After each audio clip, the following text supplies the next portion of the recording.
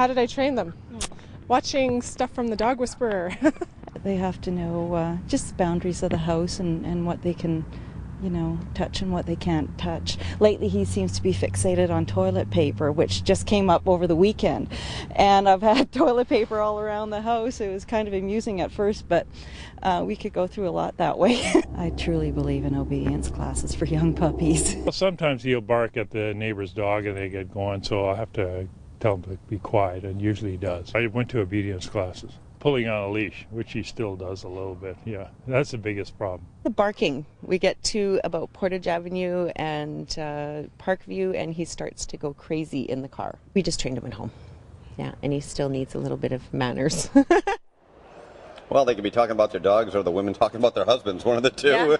Yeah. How do you do this? How do you train? How do you discipline? And it's not as simple as one of these. No. No. Absolutely. No. You don't do that. It doesn't work. So what are we talking about here? Well, training starts from the minute you get the pet. Otherwise, they'll train you. Exactly. Yeah. Exactly. And that's usually what we find is we get these nice kittens and puppies, and they're cute. And they're cute. Yeah. And what they do, you think is wonderful, Yeah, right? yeah. And they're neatly training you. So they're pack animals. So they've arrived in a new pack. Right. And they want to figure out where they fit in the pack. And if someone in the house, and it has to be one person, doesn't necessarily matter whether it's male or female, but somebody in the house has to assert that they're the alpha, or the puppy or kitten will. So, okay, so what could be the downside of, like, if I reprimand the new puppy and then I leave the room and then 2 minutes later, like, my son comes in and reprimands the puppy? Is that just cause mixed signals? No, as long as you're doing it the same way. Oh, okay. That's so the key. biggest thing with animals is consistency and routine. So, before you get the animal, decide, how are we going to handle this puppy? We've all got to use the same words. We've all got to use the same strategies. Okay. So, is it off or is it no?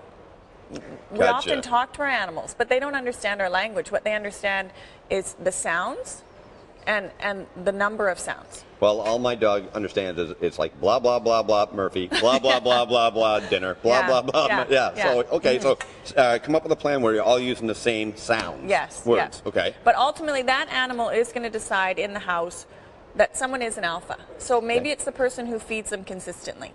Because if they're in the wild, feeding is a big deal. Sure. So if someone is always the one who's feeding or creating the routine, that's the one they're going to look to more. Okay. Now, if we don't have routines, that's another big problem. So often animals in the wild, they hunt, play, rest, all at certain times. And we sort of let it be a free-for-all a bit. Okay. So we don't create that structure. So, for example, we'll just put down food and leave it for the day. Seems simple. The animal regulates itself, but it takes away from the animal any kind of routine. And when animals don't have routine and schedule, they end up being more stressed. Gotcha. And that goes to lots of part of their lives then. Then, if they don't have, it's like you and I look at our watch. Is it lunchtime? Oh, good, we know it's lunchtime. Is it supper time? We know it's lunchtime. Oh, it's time to go to work. All those things are really important. When we take that away from an animal, they are a much more stressed out pet. Okay. So that relates to how they meet other people, how they socialize, all those kinds of things. Now, you know this term, you can't teach an old dog new tricks. Can you, say you have an older dog that's been living like that for so long, can you bring it back? Yes. Yeah. Okay. It's harder. It's often harder for us to make the change. But once we've decided the change is appropriate, and often it's because of something else, That's right? We've Like had the a toilet problem. paper, yeah. Yeah, we've had a problem, and now we have to regroup. You can do it, but it comes from you, and you have to be consistent. So if we have a pet that's just eating whenever they feel like, and then they're sitting on the couch, and then they're barking in the yard like crazy, all those things are inappropriate. Okay. And we have to reschedule them or retune them. And when we do, so when we set our plan for how we're going to do this, you can't deviate. All right, so you have to stick to it just like religiously to do that. Religiously. Okay. Because the animal's looking for any deviation. All right. Well, listen, I want to get to these products. You brought down some help for our viewers here that might help you with the whole process. Let's talk barking.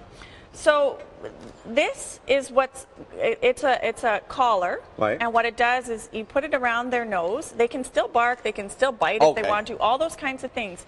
But what it's doing a couple of things. By putting something on a dog's nose, that's the most dominant part of them.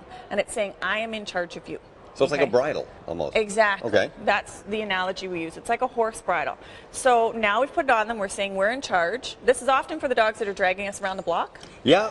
And when they're dragging us around the block, that also means that they're ruling us in the house, right? So it reflects